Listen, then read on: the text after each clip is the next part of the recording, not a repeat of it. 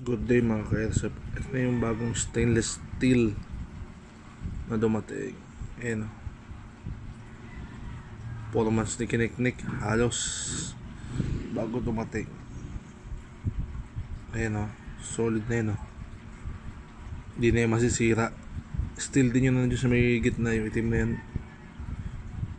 Ali, more durable ang pinuntirya natin. Ayan. Post ko saglit. Tuloy. Ayan na siya. Ayan. Napakaangas.